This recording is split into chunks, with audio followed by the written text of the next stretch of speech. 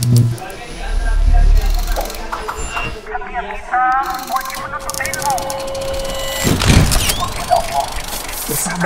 istiqomah, pegang teguh kebenaran yang telah Anda ketahui.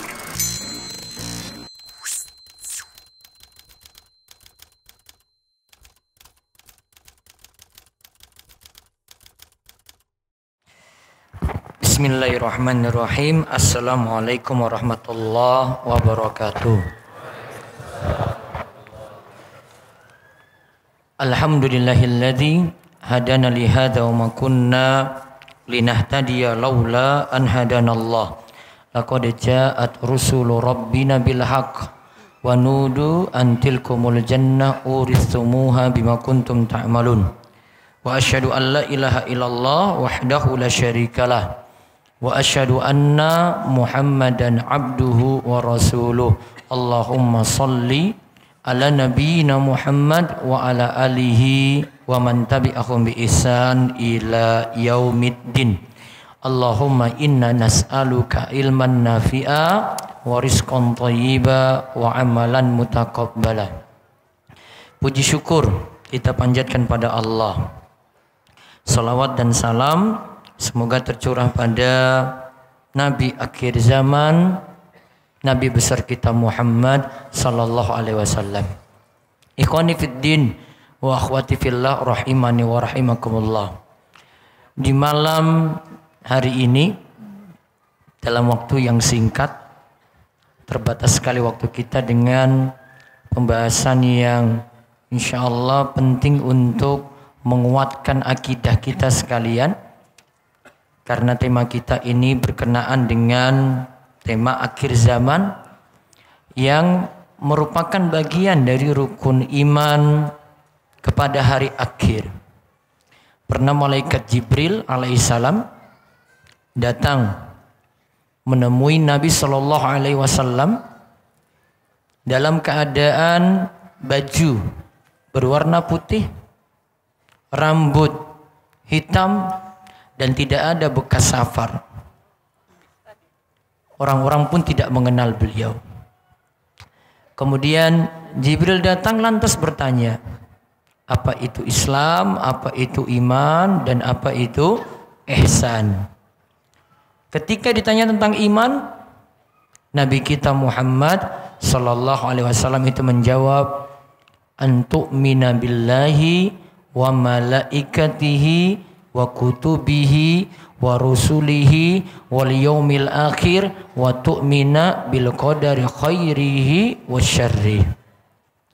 Engkau beriman kepada Allah wa malaikatihi, dan kepada para malaikat, wa rusulihi, dan kepada para rasul. Kemudian engkau beriman kepada tadi apa? Allah, kitab, terus malaikat, lalu rasul, lalu engkau beriman kepada hari akhir. Lantas engkau beriman juga kepada takdir yang dirasa baik maupun buruk.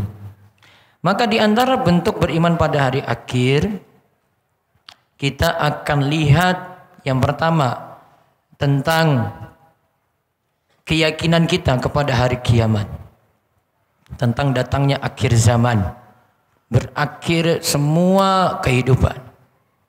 Yang kedua, nanti kita lihat mengenai tanda-tandanya.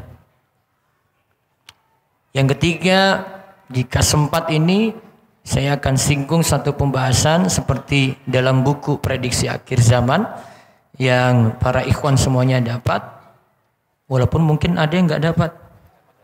Ya, ada yang nggak dapat? Download.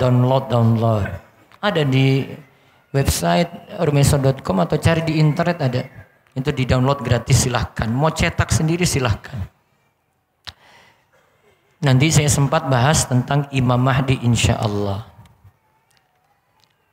Nah, salah satu poin di sini yang perlu kita yakini pertama kali terlebih dahulu, bisa lihat di halaman kedua, seorang muslim harus yakin kiamat itu pasti terjadi.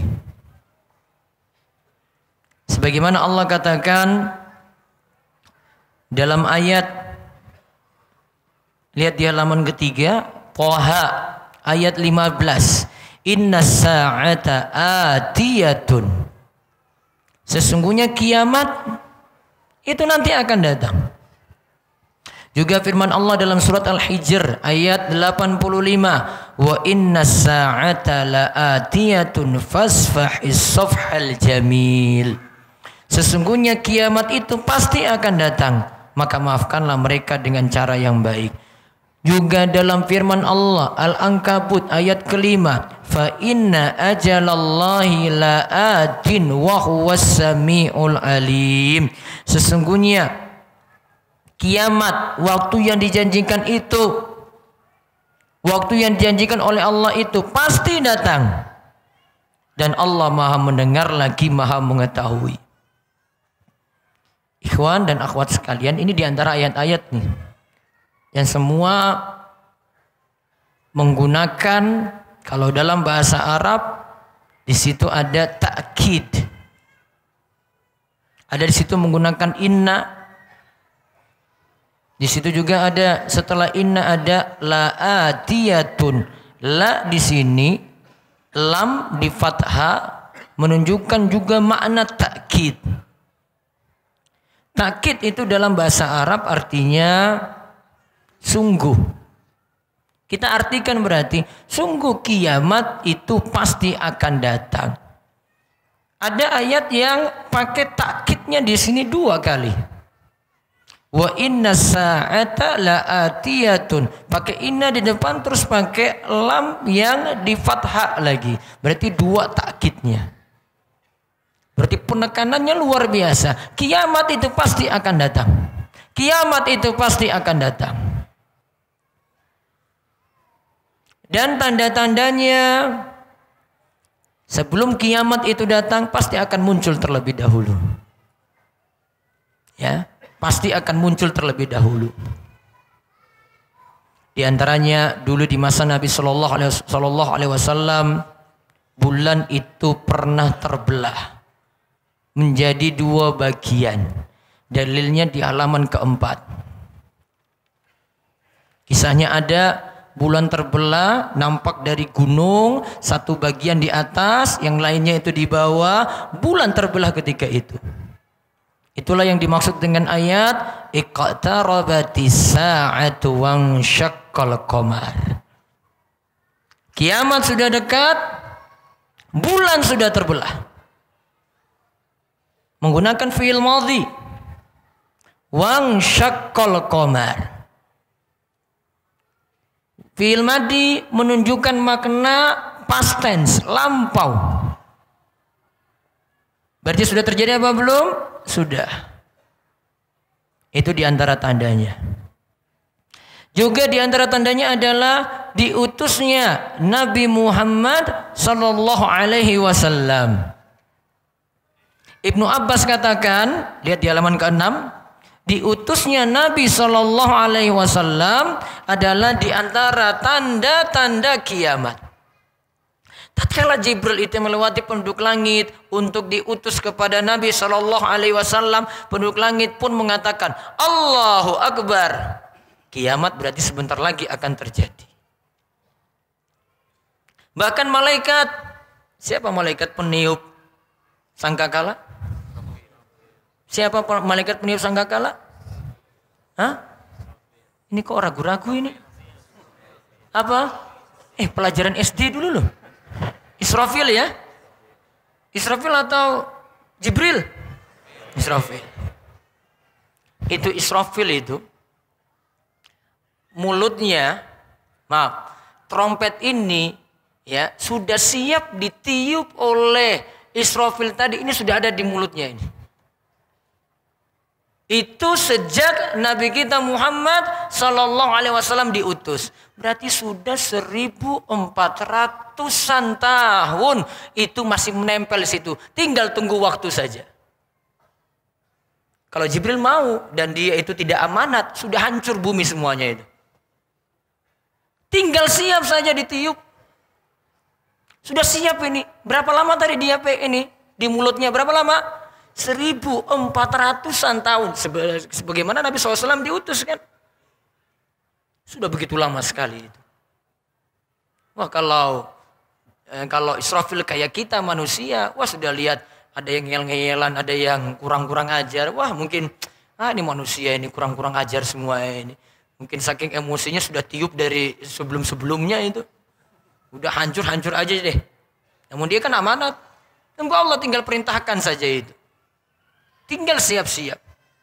Itu sejak Nabi kita Muhammad sallallahu alaihi wasallam itu diutus. Tandanya yang sudah ada lagi adalah munculnya para dajjal. Karena dajjal itu artinya taktia, sesuatu yang tertutup. Orang yang bohong itu menutupi sesuatu yang benar, dia tutupi itu. Maka orang yang bohong itu dapat disebut dengan istilah dajjal. Dan kadang istilah ini dipakai ketika para ulama mengkritik perawi-perawi hadis yang bermasalah. Dasar ini memang dajjalun kadzabun. Namun ya nggak usah pakailah kayak begini, nanti kamu lihat teman itu memang kamu dajjal, kamu tukang bohong. Jangan. Ini istilah keras ini dari para ulama pakar hadis itu. Karena ada orang-orang yang buat hadis-hadis dengan sengaja seperti itu. Nabi katakan la taqumus sa'atu, hadis halaman ke-7. La taqumus sa'atu hatta yub'atsa dajjalun kadzabun qaribun min 30 kulluhum yaz'umu annahu Rasulullah. Kiamat tidak akan terjadi sampai muncul dajjal pendusta. Jumlah mereka itu ada sekitar 30 orang. Semua mengakui ngaku sebagai Rasulullah, utusan Allah. Berarti ngaku dapat wahyu. Bahkan di negeri kita ini banyak yang sudah ngaku-ngaku kayak gini. Mau sebut suku-sukunya juga ada. Mungkin dari Sunda ada. Mungkin dari Jawa juga ada. Ya. Dengan berbagai macam itu ya alasan-alasannya. Katanya dia dapat wahyu ini dan itu. Itu model itu dajjalun kadzabun tadi. Karena sepeninggal Nabi sallallahu alaihi wasallam tidak ada lagi seorang nabi pun. Juga di antara tanda kiamat banyak wanita yang buka-buka aurat. Di halaman ke-7 dan halaman ke-8 hadisnya, di antara sifatnya Nabi sallallahu alaihi wasallam katakan ada 2 golongan dari penduduk neraka yang belum pernah aku lihat, kata Nabi sallallahu alaihi wasallam. Di antaranya para wanita kasiyatun yang berpakaian, ariyatun telanjang, mumilatun mailat berlenggak-lenggok, ru'usuhunna ka'asnimatil bukhtil mailah, kepalanya seperti punuk unta. Ini ada 3 sifat nih. 1, berpakaian tapi telanjang. Di antara maknanya seperti dijelaskan oleh Imam Nawawi rahimahullah dalam Syarah Sahih Muslim. Maknanya adalah dia itu berpakaian tipis. Makanya berpakaian namun apa? Telanjang. Auratnya kelihatan. Ma'ilatun mumilat. Ini ada beberapa pengertian menurut Imam Nawawi dalam Syarah Sahih Muslim juga. Beliau katakan ma'ilatun mumilat, ada wanita itu yang berjalan, dia naikkan pundaknya naik turun. Pundaknya naik turun. Pengertian yang lain dikatakan ini sifat wanita yang memakai wangi-wangian ketika dia itu keluar rumah, membuat yang lainnya condong tertarik padanya. Kemudian ka'asnimatil bukhti ru'usuhunna ka'asnimatil bukhtil ma'ilat, kepala mereka seperti punuk unta yang miring. Di antara maknanya dia tambahkan di kepalanya rambut lain. Apa maknanya? Pakai apa? Konde, sanggul, nah masuk. Di antara pengertiannya seperti itu. Atau wanita sengaja mengumpulkan rambut di atas kepalanya, layaknya punuk. Karena kalau punuk itu bagian yang menonjol. Itu di antara sifat-sifatnya. Zaman ini sudah ada apa belum? Sudah ada atau belum? Sudah. Di kampus sudah banyak belum? Hah? Di jurusan apa? Ada enggak? Ada. Makanya Mas kalau di kampus tuh seperlunya saja. Gak usah banyak macam-macam lah, duduk-duduk di mana begitu ya. Kamu lihat atas yo masalah, lihat rambut, lihat bawah, inna lillahi wa inna ilaihi rajiun. Serba salah. Tidak ada perlu saja, sekadarnya saja. Lagi sudah tahu kampus antum itu campur laki-laki perempuan. Seperlunya di kampus, jangan cari-cari masalah. Ya. Sudah ambil SKS, sudah hari itu sudah cukup, sudah. Misalnya sampai jam 3 sore, sudah. Jangan nambah sampai jam 8 malam. Secukupnya. Wong itu darurat kok. Ya kan? Ad-daruratu tubihul mahdzurat, kata para ulama. Ya, keadaan darurat itu membolehkan sesuatu yang diharamkan. Darurat.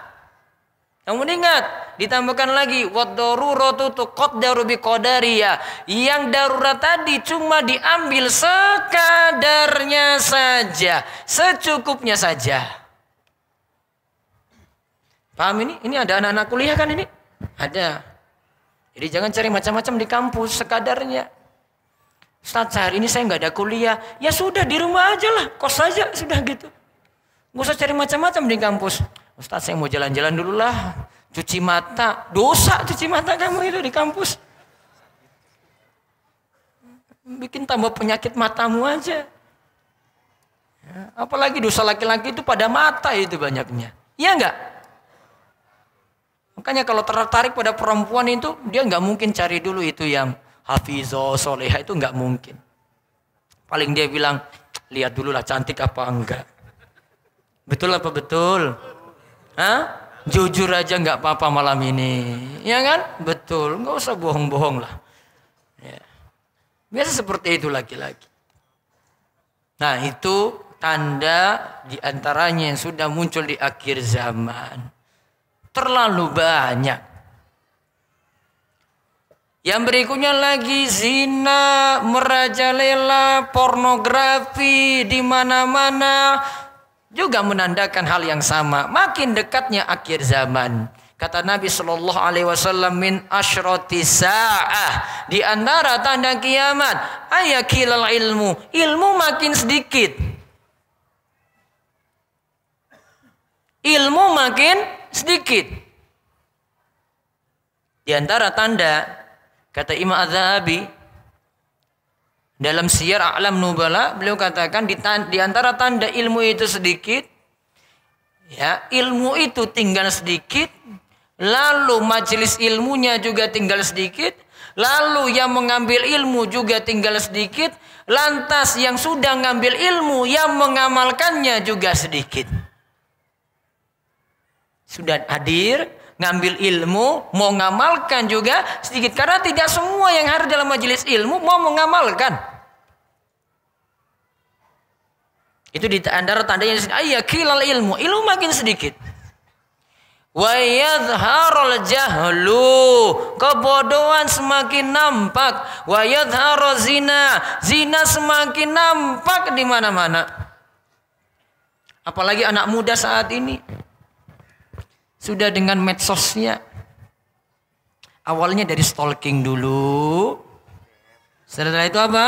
DM. Setelah itu apa? Tukaran apa? Follow nggak? Follow. Nah, follow dulu. Terus minta follow back dong kakak. Ya.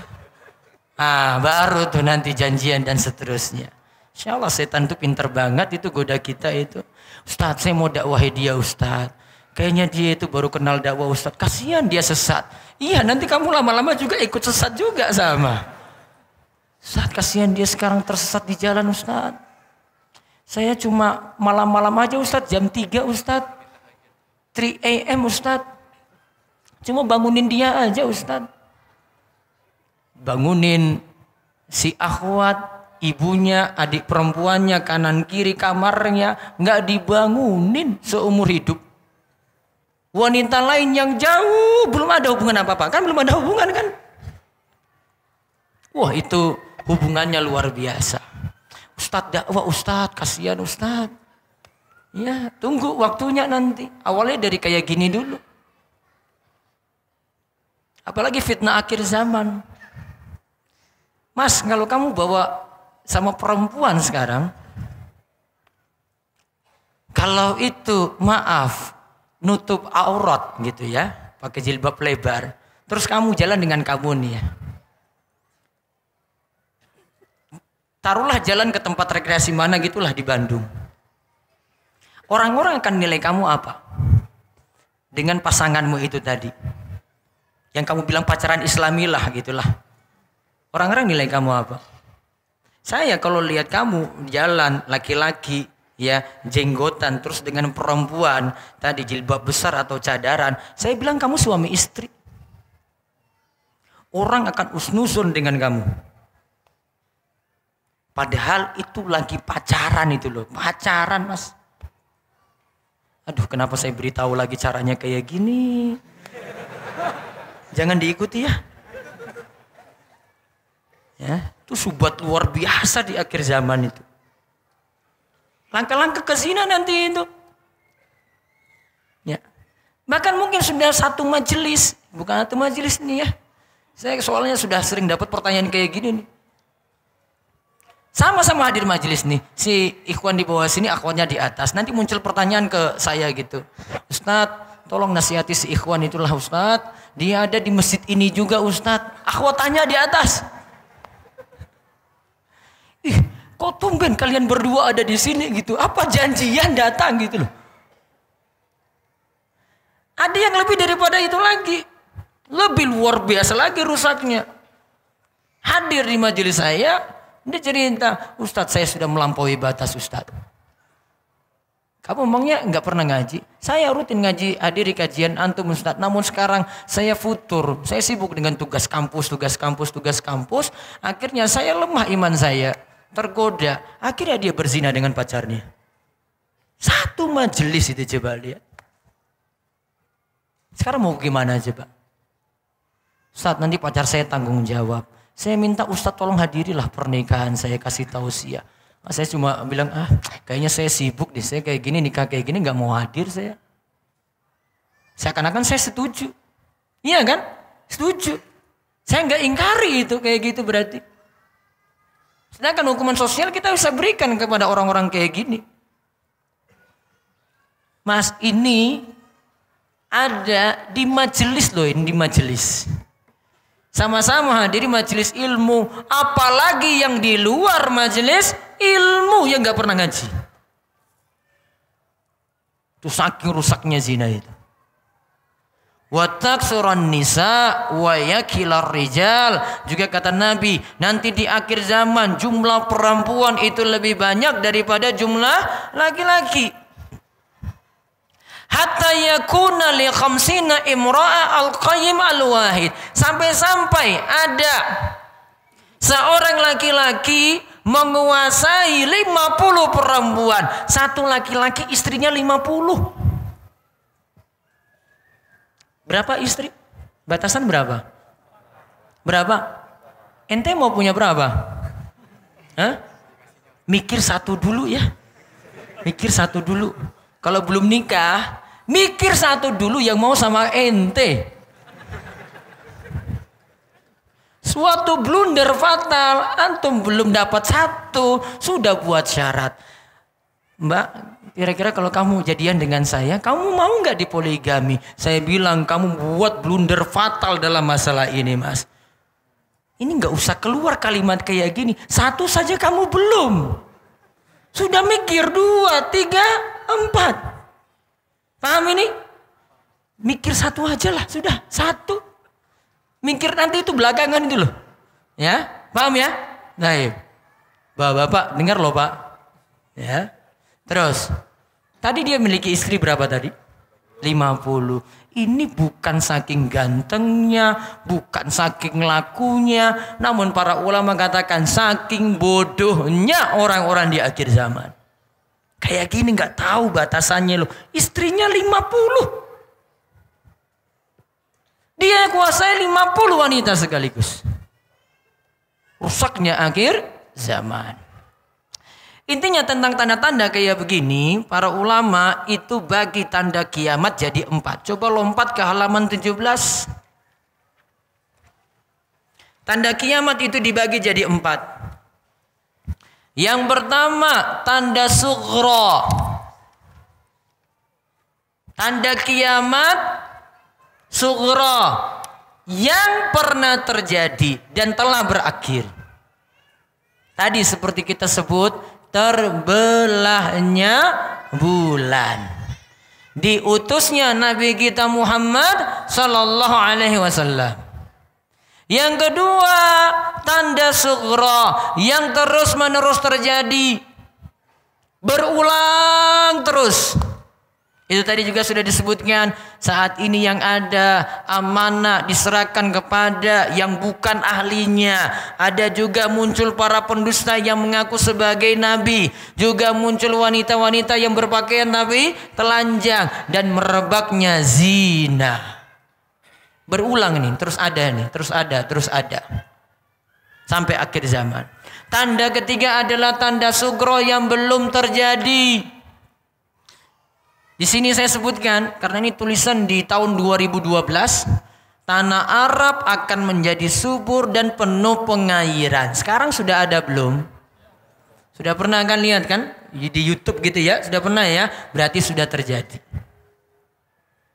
Namun di akhir zaman nanti ya, ada lagi beberapa tanda yang belum muncul saat ini. Seperti ada beberapa binatang itu bisa berbicara kepada manusia, muncul nanti di akhir zaman. Tanda keempat itu disebut tanda kubro. Tanda kubro ini, bila tanda ini muncul maka kiamat sebentar lagi itu akan tiba. Di antara tanda tersebut munculnya Dajjal. Akhirnya Dajjal itu dibunuh oleh Nabi Isa. Kemudian munculnya Ya'juj dan Ma'juj. Ya'juj dan Ma'juj juga dimusnahkan oleh Nabi Isa alaihissalam yang nanti muncul turun di akhir zaman. Itu di antara tandanya. Berarti 4 tadi ya. Yang tanda sughronya 3. Ada yang sudah terjadi. Ada yang terus berulang. Ya, terus berulang ini macam-macam nih. Saya baca di beberapa buku itu sampai sebutkan lebih daripada 50. 50 tanda. Ada beberapa peristiwa sudah sering kita lihat saat ini. Gempa di mana-mana, sering terjadinya gerhana gitu. Sekarang gerhana bukan setahun itu satu kali, bukan. Berulang kali gerhana itu terjadi. Ada juga Nabi SAW katakan, waktu nanti di akhir zaman semakin singkat. Besok sudah 2020. Padahal saya baru ingat ini kemarin baru Januari. Cepat kan waktu berlalu kan? Singkat. Kayak singkat sekali itu waktu itu. Cepat sekali berputar. Ada tanda-tanda yang berulang kayak gini nih yang para ulama disebutkan. Dan ada di sini yang disebut tanda kubro. Nah sekarang tentang prediksi akhir zaman. Saya ingin sebutkan satu syubhat. Tinggal berapa menit? Baik. Satu syubhat, ini syubhat berat. Saya katakan berat karena ini bukan ulama biasa yang nyampaikan ini. Ini tentang umur umat Islam itu hanya 1.500 tahun.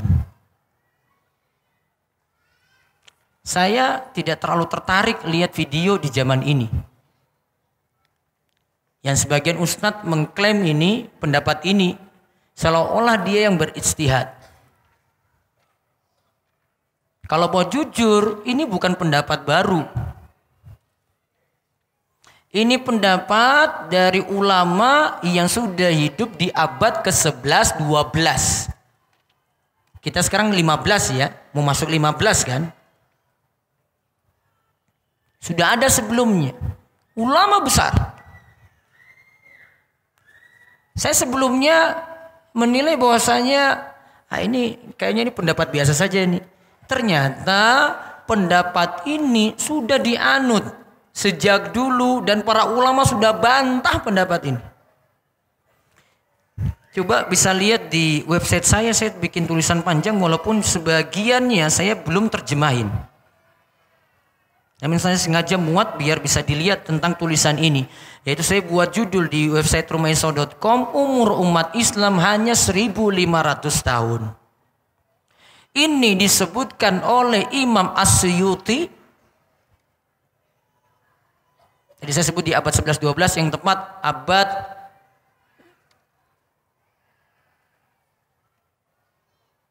di sini ini salah Masehi ini. Kalau Masehinya itu abad 15. Saya salah tulis di website. Saya tulis Hijriah. Masehi. Dia hidup di tahun 1445 sampai 1505 Masehi. Berarti abad keberapa? 15 Masehi ya.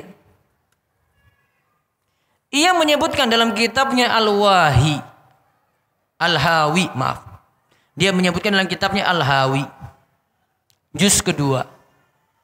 Anna mudatta dunya 7,000 sanatin wa anna nabiyya sallallahu alaihi wasallam ba'atsa fi awakhiril alfi sadisa.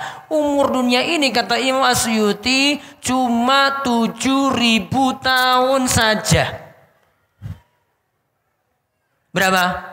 7.000 tahun. Kemudian dia katakan Nabi Shallallahu Alaihi Wasallam sendiri diutus pada akhir-akhir 1000 yang ke-6. Karena kalimatnya tadi ba'atsa fi awakhiril alfi sadisah. Asadisah ke-6. Alf berarti 1000. Berarti akhir-akhir tahun 6000. Azan dulu. Salat. Baik, azan dulu.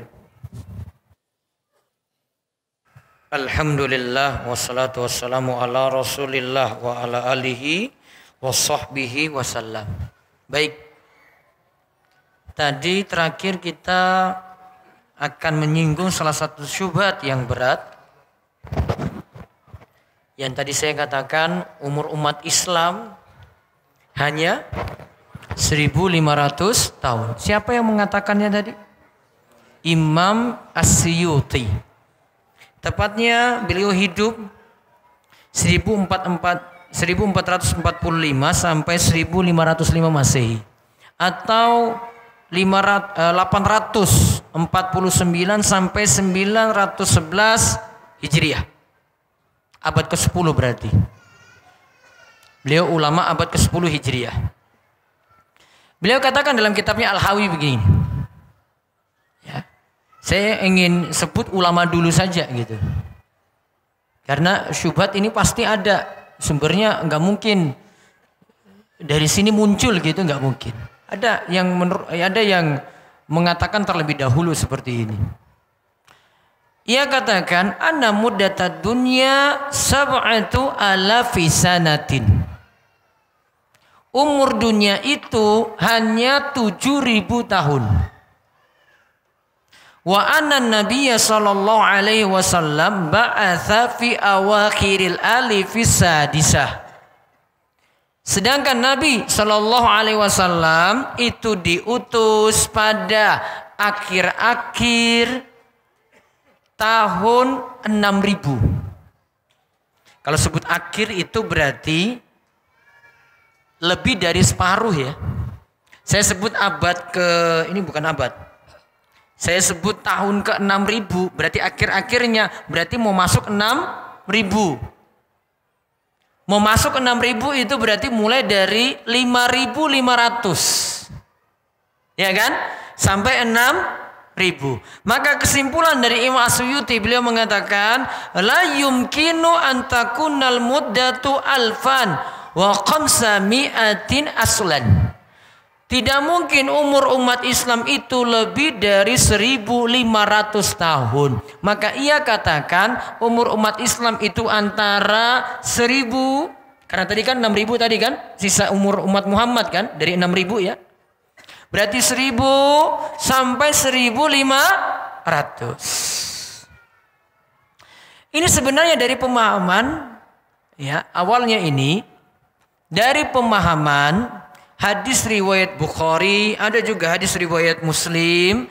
Ini ada dari sahabat Abdullah bin Umar, ada juga dari Abu Musa al-Asy'ari, dan ada juga dari Abu Hurairah tentang umurnya Yahudi, umurnya Nasrani, umurnya umat Islam. Salah satu hadisnya, saya baca terjemahannya.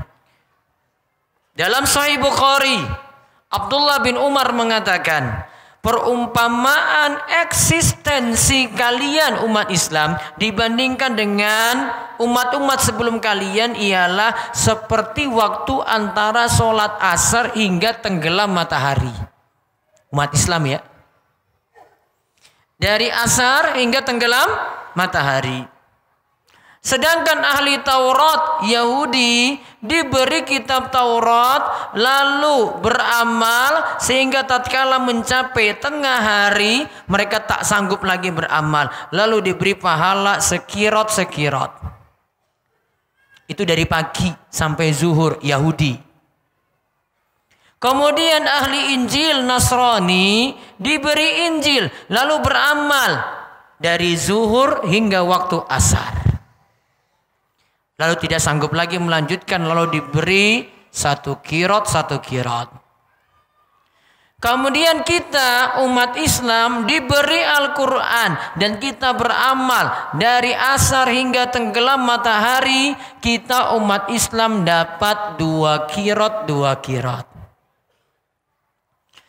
Maka kedua ahli kitab Yahudi dan Nasrani tanya, wahai Rabb kami, mengapa engkau beri mereka orang-orang muslim kok pahala 2 kirot? Padahal mereka kerja tadi dari mana? Amalnya dari mana?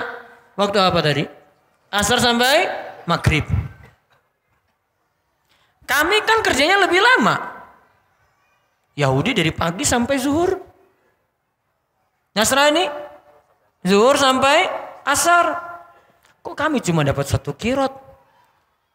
Apakah kemudian Allah katakan, apakah aku mengurangi pahala yang kujanjikan bagi kalian? Kalian dapat itu enggak? Dapat. Maka mereka jawab, ya, tanya Allah, tidak jawab mereka, itulah keutamaan. Maksudnya mereka tidak dapat 2 kirot tadi, cuma dapat 1 kirot, namun sudah ditunaikan itu. Lantas dikatakan itulah keutamaan yang kuberikan kepada yang ku kehendaki. Maksudnya itulah yang Allah berikan bagi umat Islam. Riwayat yang sama nanti dalam Bukhari dari Abu Musa al-Asy'ari seperti itu pula. Kemudian dari Abu Hurairah seperti itu pula. Lantas disitulah asalnya dihitung-hitung kata Imam As-Suyuti. Sebagaimana disinggung sebenarnya oleh Ibnu Hajar. Ibnu Hajar hanya nyinggung aja ini. Bukan Ibnu Hajar berpendapat seperti ini. Ibnu Hajar dalam kitabnya Fathul Bari mengatakan bahwa katanya, ingat ya, katanya itu dalam bahasa Arab itu kila. Kalau dia bilang katanya, itu berarti orang lain. Ibnu Hajar lagi nggak singgung. Dia ini berpendapat, namun dia lagi nyinggung perkataan orang. Hadis ini nih katanya dijadikan dalil bahwa eksistensi umat ini mencapai lebih dari 1000 tahun. Tadi berapa tadi? 1000 sampai 1500. Sebab konsekuensi dari hadis ini adalah eksistensi Yahudi setara dengan gabungan eksistensi Nasrani dan Muslimin. Sedangkan ahli sejarah telah sepakat bahwa umat Yahudi hingga diutusnya Nabi itu 2000 tahun. Sedangkan tempo yang dilalui Nasrani itu hingga diutusnya Nabi itu adalah 600. Berarti sisa 2000 kurang 600. Berapa? 1400. Dan ada pula yang mengatakan kurang dari itu, sehingga tempo yang akan dilalui kaum muslimin pasti lebih dari 1000 tahun. Ibnu Hajar ingat lagi nyinggung perkataan orang lain, bukan lagi berpendapat. Dan ini juga dikatakan oleh Imam As-Suyuti, bahkan dia sebutkan kayak gini. Ya, dia simpulkan atau kita simpulkan dari perkataan As-Suyuti, dia katakan dalam kitabnya Al-Kashaf atau Al-Kashfu an mujawazati hazil ummah alf, mengungkap eksistensi umat ini cuma sampai 1000 tahun saja. Beliau katakan berdasarkan sejumlah riwayat atau athar, umur umat Islam lebih dari 1000 tahun. Namun lebihnya tidak mungkin lebih dari 500. Berarti 1000 sampai 1500. Artinya maksimalnya 1500 tahun. Kata siapa tadi? Imam As-Suyuti. Jadi perlu tahu sumbernya dulu dong. Sehingga kalau ada yang sebutkan di zaman ini, tolong mbok sikap adil aja lah. Ini pendapat siapa? Jangan pendapat ente sebutkan itu pendapat ente ini. Ini pendapat Imam Suyuti dulu. Gak adil bilang ini pendapat kamu. Kamu bukan ahli ijtihad. Ya, bukan ahli ijtihad dia. Ada yang sudah berpendapat lebih dulu. Ya kayak saya ngomong nih ya, saya sebutkan nih pendapat Ibnu Taimiyah. Saya bilang Ibnu Taimiyah ngomong dong. Jangan saya bilang saya yang ngomong ini nggak adil. Ya, nggak adil gitu, nggak fair. Kalau itu pendapat orang, sebut itu pendapat orang. Dan ini jadi kaidah ilmiah, orang jalani tesis, jalani disertasi, harus dia sebutkan itu referensinya apa. Apalagi kalau dosen-dosen itu bisa menelusuri itu, dia bajak tulisan ini dari mana. Dosen-dosen punya software kayak begini itu. Bisa ditelusuri itu. Nggak adil, nggak fair. Ya. Jadi jangan bilang itu pendapatmu. Bilang itu pendapat Imam Suyuti. Walaupun itu nanti salah, nanti kita bedah. Sanggahan dari para ulama, ya, beberapa tulisan ungkap ini. Di antaranya kalau di negeri kita ini, sebenarnya tulisan ini sudah dibantah oleh Ustadz Sufyan Baswedan. Beliau punya tulisan, cari aja nanti di internet. Kemudian ada tulisan sebenarnya sejak 2003, berarti berapa tahun nih dari 2019 ini? 16 tahun yang lalu ya. Saya cek di sini tulisannya Syekh Muhammad Shaleh Al-Munajjid sudah bantah sejak tahun 2003. Berarti lebih dulu dari Dr. Sufyan Baswedan. Dia bantah ini, pembahasan ini. Saya dapatkan di Islamco. Di antara sanggannya yang pertama, ingat tadi Nabi sampaikan, tadi kan Yahudi. Terus siapa? Nasrani. Terus Muslim. Perumpamaan. Beramalnya orang Yahudi dari pagi sampai zuhur. Itu perumpamaan. Beramalnya Nasrani dari zuhur sampai asar. Perumpamaan. Kemudian beramalnya orang Muslim dari asar sampai maghrib. Perumpamaan tidak bisa jadi dalil. Saya katakan misalnya dalam bahasa Arab, anta kal asad. Engkau seperti singa. Ada yang jawab, ada yang mau bilang, oh, kamu bilang saya singa ya, awas kamu ya. Saya bilang tadi apa? Kamu seperti singa. Maksudnya apa? Pemberanimu, keberanianmu seperti itu. Kaf ini dapat menunjukkan perumpamaan dalam bahasa Arab. Saya tidak katakan kamu seperti hewan itu. Paham ya? Sehingga perumpamaan tidak bisa dijadikan dalil untuk umur umat Islam. Satu sanggahan pertama. Sanggahan kedua untuk pendapat Imam As-Suyuti tadi, hadis tadi membicarakan banyak sedikitnya amal. Orang Muslim dia beramal waktunya singkat, pahalanya 2 qiraat. Orang Yahudi beramal banyak, didapat tadi upah 1 qiraat. Nasrani zuhur sampai asar 1 qiraat saja. Siapa yang dapat lebih banyak? Siapa dapat lebih banyak? Umat Islam. Itu lagi Membahas keutamaan umat ini daripada umat lainnya. Keutamaan umat Islam daripada umat lainnya. Tidak lagi membahas umur umat Islam. Sanggahan kedua. Sanggahan ketiga, penentuan tadi lihat. Tadi Imam As-Suyuti katakan umur dunia berapa tahun? Berapa tahun tadi? Umur dunia seluruhnya? Nah, 7.000 tahun. Tidak ada dalilnya. Ya, tidak ada dalilnya. Tentukan 7.000 dulu itu tadi. Mana dalilnya tadi? Imam Suyuti tidak sebutkan itu. Apalagi kalau kita memakai kaidah penting untuk ini, hanya Allah yang mengetahui kapan terjadinya kiamat. Maka penentuan 7.000 ini juga nggak benar berarti. Karena Allah ketika membicarakan tentang hari kiamat, di antaranya dalam surat Al-Ahzab ayat 63, yas'alukan nasu 'anis sa'ah. Manusia bertanya kepadamu tentang hari berbangkit, hari kiamat. Qul innama ilmuha indallah. Ketahuilah bahwasanya ilmunya hanya di sisi Allah. Wa may yudrika la'alla sa'ata takunu qariba. Ingat kiamat itu dekat. Ingat kiamat itu sebentar lagi terjadi. Kalimat lihat di sini ya, ini pakai kaidah bahasa Arab lagi nih.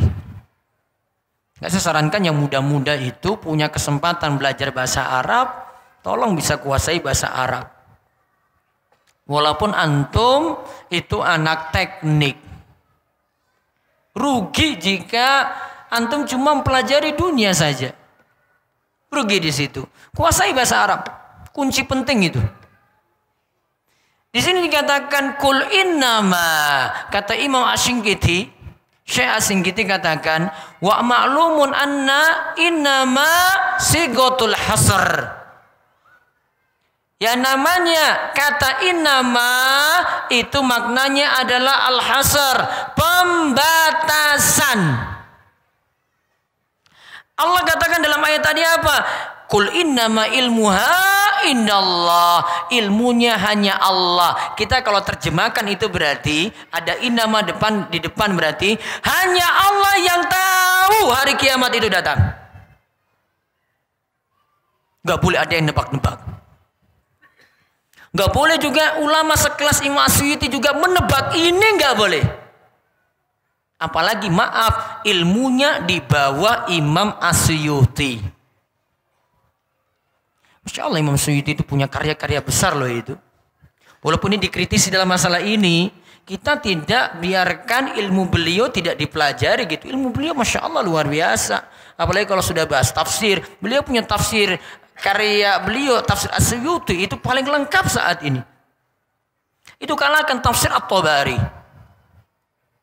Tafsir As-Suyuti, bahkan dia punya kitab tafsir yang dia buat super ringkas, itu dipakai di negeri kita, di pondok-pondok pesantren dipakai. Tafsir Al-Jalalain ditulis oleh dua Jalaluddin, Jalaluddin Al-Mahalli dan Jalaluddin As-Suyuti, ulama besar. Namun dia tidak punya wewenang untuk tentukan seperti ini. Karena di sini pakai kata innama, ilmunya hanya Allah yang tahu saja. Enggak boleh yang lainnya di bawah, ya, dia yang lainnya selain Allah yang mengetahui hal ini, enggak ada. Allah tidak bocorkan hal ini, enggak. Kemudian sanggahan keempat riwayat As-Suyuti, hal-hal tadi yang dia sebutkan dhaif. Kata Imam Ibnul Qayyim dalam kitabnya Al-Manar Al-Munif tentang hadis-hadis tadi, Imam Ibnul Qayyim sebutkan hadis-hadis yang membicarakan asar-asar, katanya umur sekian tadi kata Imam Suyuti dhaif. Imam Ibnul Qayyim katakan annal hadisa maudhu, hadisnya itu maudhu, perawinya perawi pendusta. Kalau sudah sebut seperti ini, maka sudah gugur sudah hujah yang ada, selesai. Ulama sudah kritik ini. Ditambahkan lagi, kalau pakai pendapat Imam As-Suyuti, Imam As-Suyuti itu katakan gini, sekarang kita pakai perhitungan, nanti dihitung bareng-bareng ya. Tadi berapa umur umat Islam berakhir? 1500. Imam Suyuti katakan gini, kesimpulannya, pendapat dia lagi dia utarakan, tempo antara nanti ketika matahari terbit, nanti kan di antara tanda kiamat matahari terbit dari arah tenggelam. Ini akan berlangsung selama 120 tahun. Diingat satu ya, 120 tahun dulu. Yang kedua, Nabi Isa nanti turun, setelah itu membunuh Dajjal, hidup 40 tahun. Kata Imam As-Suyuti. Walaupun memang ada riwayat dalam hal ini. Namun riwayatnya nanti ada perbedaan. Ya, disebutkan Nabi Isa setelah itu hidup 7 tahun, ada yang katakan sini 40 tahun. Para ulama punya khilaf dalam masalah ini. Terus Imam Suyuti katakan lagi, Isa menggantikan kepemimpinan seorang lelaki Bani Tamim itu selama 3 tahun.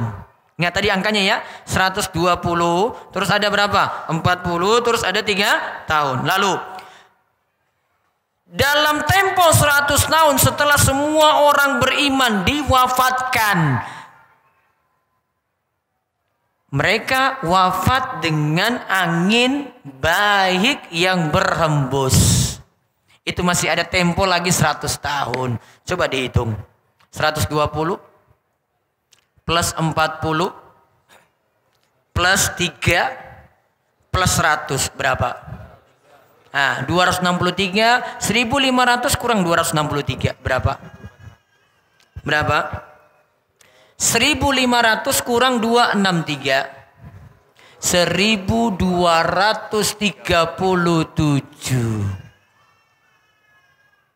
Ulang, berapa? 1237. Sekarang tahun berapa? Sekarang tahun berapa? 1441. Sudah lewat apa belum? Prediksinya tepat enggak? Tidak tepat. Kalimatnya dari Imam Suyuti tadi loh. Kita bantah Imam Suyuti dengan perkataan Imam Suyuti lagi. Kita sudah berada di tahun 1441, yang 1237 tadi menurut perkiraan beliau harusnya sudah muncul tanda-tanda. Saya contohkan satu tanda sajalah kalau gitu. Tadi 1500 ya. Imam Suyuti katakan tadi, kita akan merasakan matahari terbit dari arah tenggelamnya selama berapa tahun tadi? 120. 1500 kurang 120 berapa? 1380. Sekarang berapa? Dari 1441 ke 1380 berapa tahun itu? Harusnya 61 tahun kita rasakan matahari terbit dari arah tenggelamnya. Sudah rasakan belum? Belum. 1 poin saja terbantahkan Imam Suyuti dengan perkataannya sendiri. Karena dia sudah meninggal kan? Dia perkirakan kayak gini kan? Dengan prediksi dia tidak terjadi. Matahari pun belum terbit dari arah tenggelamnya. Jika pendapatnya ambil dari sini, runtuhlah pendapat-pendapat lainnya di negeri kita ini. Sudah runtuh semuanya, sudah gugur, selesai. Mau prediksi apa lagi coba? Imam Mahdi 2020 gimana? Gak benar. Apalagi Ramadan nanti akan muncul tanggal 15 Ramadan, muncul apa? Dukhan. Ada. Selesai. Wong dasarnya sudah dari Imam Suyuti sudah salah. Ya, dia kurang cermati perkataan Imam Suyuti yang ini nih. Kenapa dia nggak ungkit ini, yang pendapat yang ini? Dia cuma ungkit yang 1500 saja. Dia nggak ungkit perkataan Imam Suyuti yang lainnya 120 tadi, 43 tahun sampai 100 tahun tidak diungkit. Sudah nukil dari pendapat orang, kemudian tidak mau ngambil lengkap lagi, nggak adil, nggak fair. Dari keilmiahan, kalau ini masuk di tesis disertasi, runtuh pendapat tadi, gagal untuk uji tesis dan disertasi. Kalau mau jadi dokter, gagal jadi dokter. Lemah pendapatmu. Menilmiah kayak begitu. Dan yang hadir ini saya tahu bisa berpikir ilmiah. Sekarang mikir cerdas dong. Ya, mikir cerdas seperti itu. Yang jelas umur umat Islam yang paling pasti, a'maru ummati ma baina sitina ila sab'in. Umur umat ini kata Nabi SAW cuma 60 sampai 70 tahun. Pasti enggak? Pasti atau tidak? Yakin enggak ini? Yakin. Nabi katakan wa aqalluhum may yajuzu zalik, dan sedikit saja yang melampaui 60 atau 70 tadi. Pasti enggak ini? Pasti. Itu baru umur umat Islam. Jadi enggak usah bahas lagi umur umat Islam, berhenti nanti 1500 tahun. Tolong jangan banyak bohongi umat. Ya, itu cuma pendapat Imam Suyuti, sudah dibantah oleh para ulama sejak dulu. Di antaranya sebagian pendapat itu saya sebutkan di buku tadi, prediksi kiamat semua meleset, ada juga yang cocok logi. Kalau yang tadi yang saya sebutkan ini lagi bahas subat besarnya ini. Saya belum masukkan dalam buku ini. Saya baru bahas ini, baru temukan bahasan ini, saya utak-atik lagi, cari-cari lagi supaya lengkap. Nah, ini di tulisan yang lain. Saya baru nyusun di kota Bandung ini pas kena macet parah ini di kota Bandung ini. Kok Bandung kayak gini ya Bandung ya? 3 kilo, baru 1 kilo 3 jam. Ini apa-apaan saya bilang. Bilang main sana Ustaz 3 jam, apa 3 kilo? 3 kilo kok belum nyampe-nyampe. Saya bilang, wah saya pakai sepeda aja itu sudah nyampe nanti di situ tuh. Aduh, oh Bandung. Salah datang ya waktunya ya kayaknya ya. Ya. Sudah? Poin ini sudah paham? Ya. Prediksi-prediksi lain sama seperti itu ya. Ya, sanggahannya sama seperti itu. Saya nggak usah bahas panjang lebar. Semua sama nanti pembahasannya. Sekarang kita lihat, katanya sih Imam Mahdi nanti keluar 2020. Katanya, saya mau singgung ini. Kita lihat Imam Mahdi. Lihat halaman 31. Imam Mahdi. Mahdi itu secara bahasa artinya orang yang diberi petunjuk.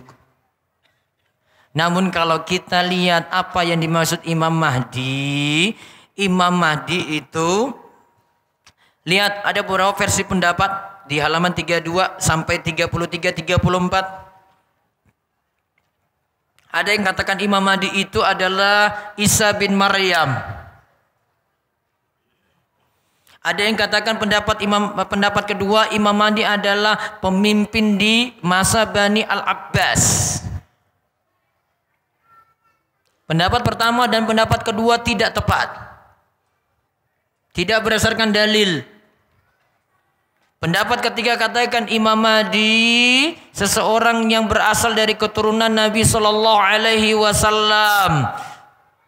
Dia termasuk keturunan dari Al-Hasan bin Ali. Dia akan datang di akhir zaman, di saat zaman penuh dengan kezaliman. Nantinya dia bawa keadilan dan kemakmuran. Lihat nama lengkap Imam Mahdi, halaman 34, 35. La tazhabu dunya hatta yamlikal araba. Rajulun min ahli baiti yuwati'u ismuhu ismi. Dunia ini tidak akan sirna hingga seorang pria dari keluargaku yang namanya sama dengan namaku. Berarti Imam Mahdi namanya siapa? Muhammad. Nantinya akan menguasai bangsa Arab. Juga ada hadis di bawahnya lagi. Tentang Imam Mahdi, min ahli baiti yuwati'u ismuhu ismi wasmu abi isma abi. Dia berasal dari keluargaku, namanya Muhammad. sama dengan namaku. Nama ayahnya Abdullah sama juga dengan nama ayahku. Lalu dikatakan Imam Mahdi berasal dari keturunan Fatimah, putri Nabi Sallallahu Alaihi Wasallam. Maka para ulama simpulkan tentang Imam Mahdi. Lihat di halaman 36 bagian bawah. Muhammad bin Abdullah Al-Alawi Al-Fatimi Al-Hasani. Nama Imam Mahdi itu adalah Muhammad, bapaknya Abdullah Al-Alawi, keturunan Ali bin Abi Thalib, Al-Fatimi, keturunan Fatimah putri Muhammad, Al-Hasani, keturunan Hasan bin Ali, bukan keturunan Husain. Namun keturunan siapa? Hasan. Ada cucu Nabi SAW, Hasan dan Husain. Mana yang lebih mulia? Tergantung kamu Syiah apa bukan. Kalau kamu Syiah akan katakan Husain lebih utama. Itulah yang diperingati setiap hari Asyura itu. Mereka memperingati berkabung seluruh negara itu yang punya paham Syiah. Berkabung atas kematiannya siapa? Husain. Bukan Hasan. Nggak, saya bilang tadi, tergantung kamu Syiah apa bukan. Kalau Syiah dia jawab Husain Ustaz. Namun kalau kata Nabi Shallallahu Alaihi Wasallam, yang lebih utama adalah Hasan bin Ali. Dia dikatakan sebagai seorang sayyid, pemimpin. Pemimpin itu dalam bahasa kita itu yang punya jiwa kenegaraan. Ya, negarawan. Dia itu seorang negarawan. Ketika putuskan suatu masalah, ketika konflik terjadi, Hasan begitu cerdas. Dalam sejarah sebutkan demikian. Hasan lebih utama daripada Husain.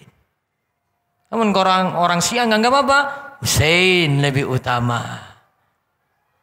Kemudian kapan waktu munculnya Imam Mahdi? Yang jelas nanti menjelang kiamat. Wong kiamat saya tadi kita nggak bisa tentukan. Iya kan? Kiamat saja kita nggak bisa tentukan. Maka untuk munculnya Imam Mahdi juga sama. Tepat dikatakan 2020 siap bayat. Mana dalilnya? Yang terlalu buat isu macam-macam. Ustadz, ini untuk nakut-nakuti orang Ustadz supaya persiapan.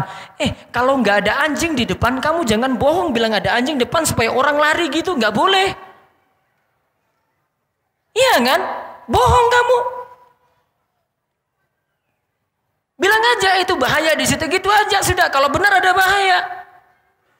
Jangan nakut-nakuti orang, nggak boleh. Apalagi ini bicarakan masalah gaib. Maka Nabi cuma katakan la tadhhabu aw la tankidu dunya hatta yamlikal araba rajulun min ahli baiti wa ismuhu ismi. Dunia tidak akan lenyap atau tidak akan sirna. Berarti nanti menjelang kiamat hingga seseorang dari keluargaku menguasai bangsa Arab namanya sama dengan namaku. Siapakah yang menguasai bangsa Arab? Wallahu a'lam. Ustadz, apakah Raja Salman saat ini? Nggak tahu. Ustadz, apakah nanti pangerannya nanti yang neruskan Raja Salman? Wallahu a'lam. Nabi ada katakan tadi, sebut nama enggak Nabi? Enggak. Kamu jangan sebut nama. Enggak adil dong kayak gitu.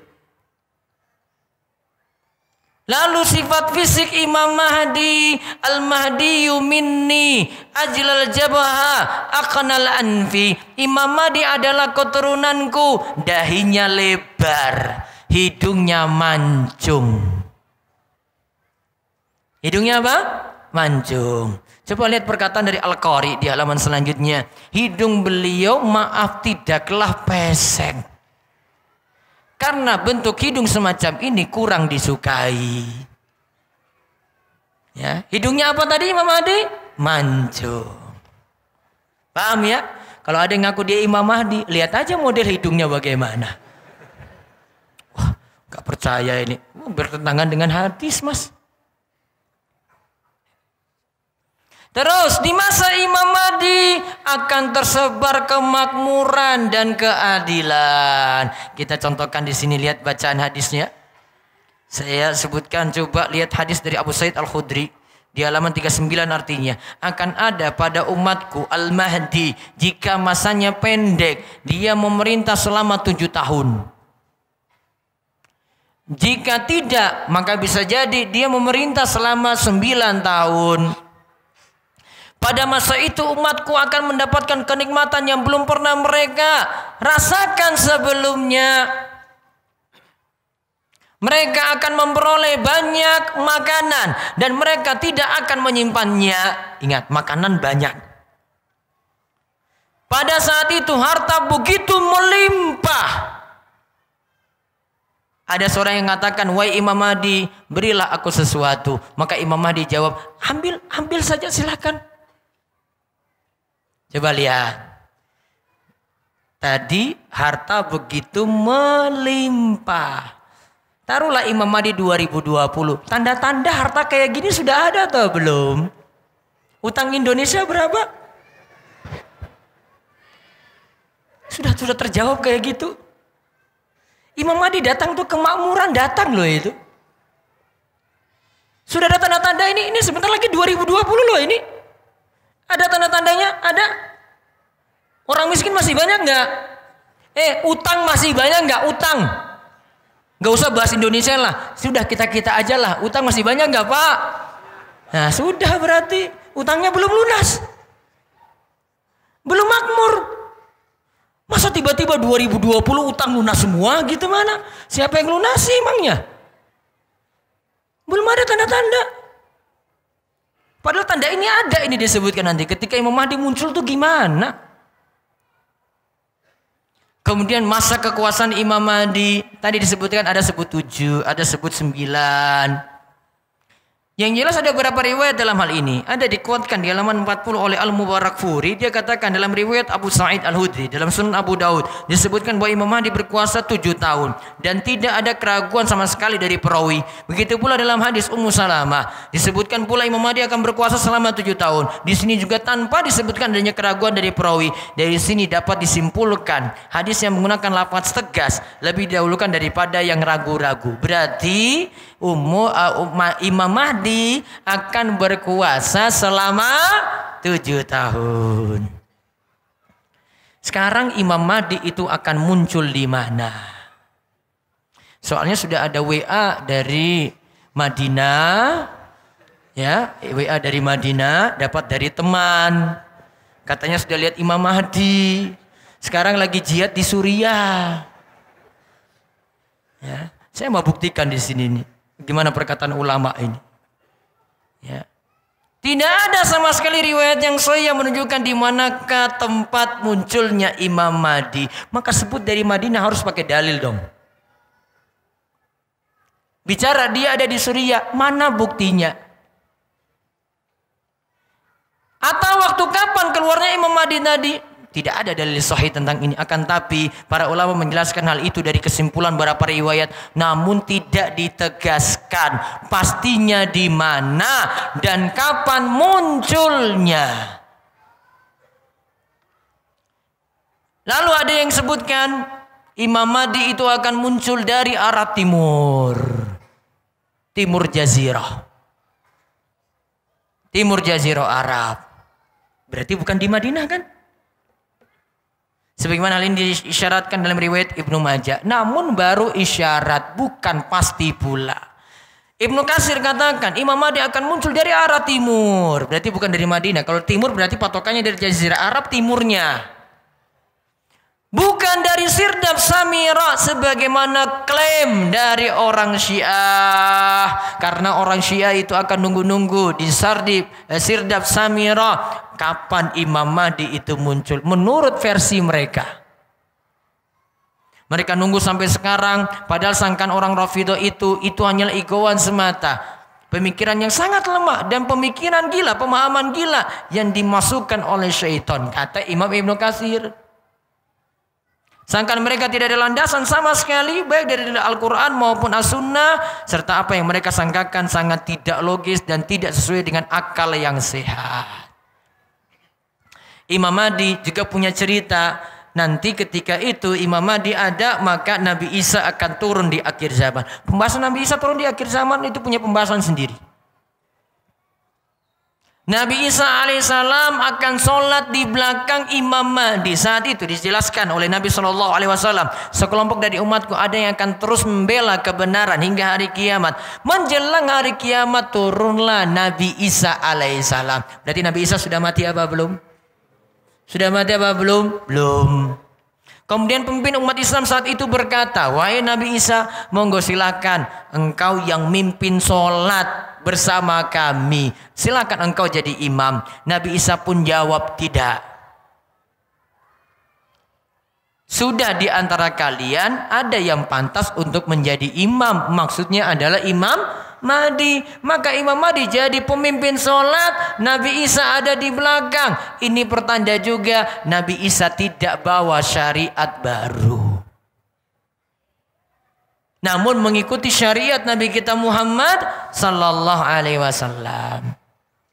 Pembahasan terakhir, riwayat yang membicarakan Imam Mahdi mutawatir. Riwayatnya banyak sekali sehingga nggak boleh didustakan. Imani saja.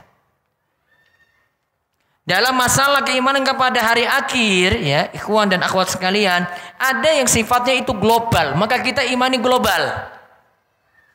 Ketika datang dalil spesifik, datang dalil baru lagi, kita baru dengar, kita misalnya malam ini baru dengar Imam Mahdi ini, ya, kita imani lagi. Oh, ada sebutan lagi tentang Imam Mahdi, kita imani lagi.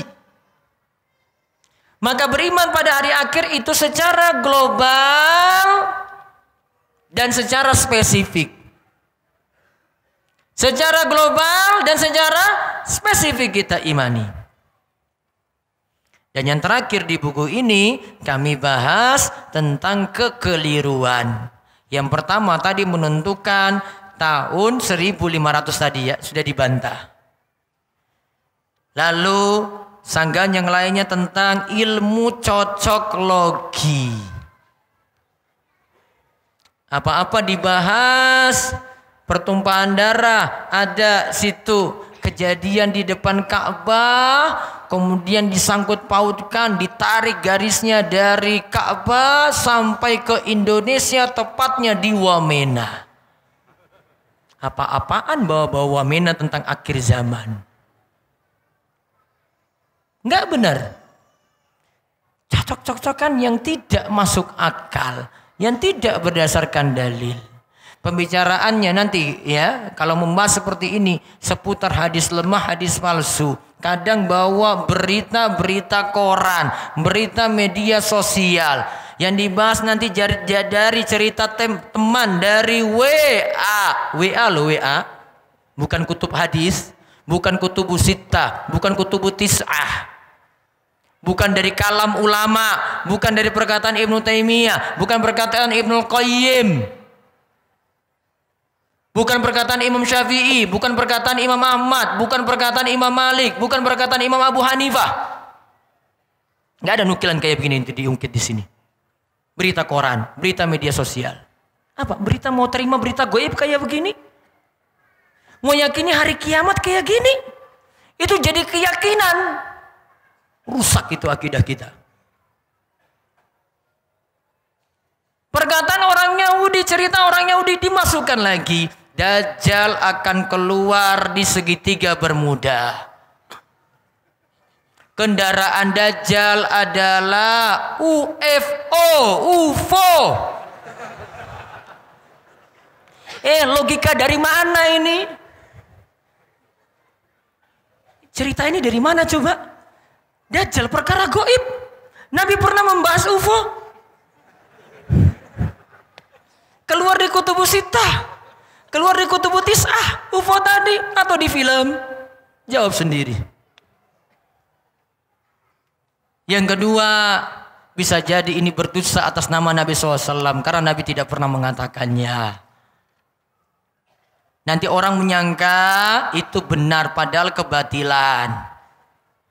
Bisa mencoreng Islam juga karena banyak prediksi kok tidak sesuai fakta. Wong tadi kita sudah buktikan tadi perkataan Imam Suyuti tadi. Ternyata tidak sesuai dengan kenyataan.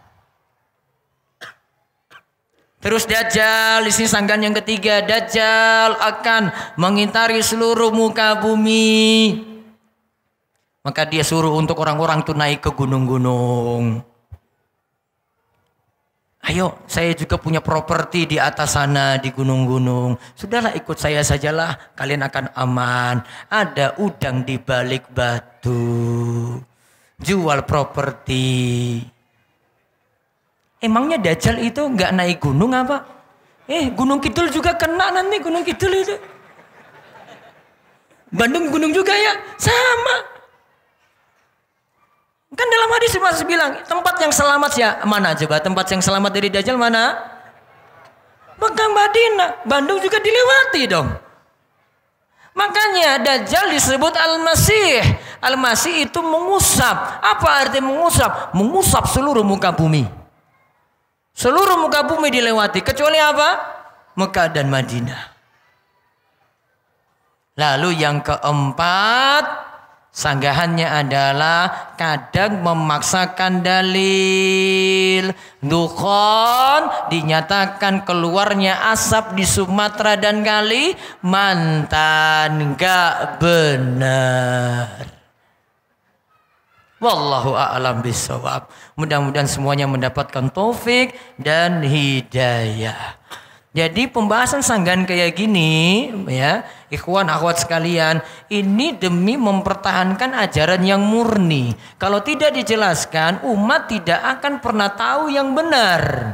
Tidak dijelaskan umur umat Islam sampai berapa tahun tadi? 1500 tahun. Orang gak akan pernah tahu, akan percaya terus. Harus ada yang sanggah kayak begini. Sebagaimana Imam Suyuti tadi, ulama biasa sanggah kayak tadi. Apakah Imam Suyuti dijatuhkan sampai disatkan? Enggak. Imam Suyuti skala di sini, namun ilmu yang lainnya ada yang bagus, diambil itu ilmu yang lainnya. Wajar-wajar saja seperti itu. Wallahu a'lam. Selanjutnya monggo ada pertanyaan.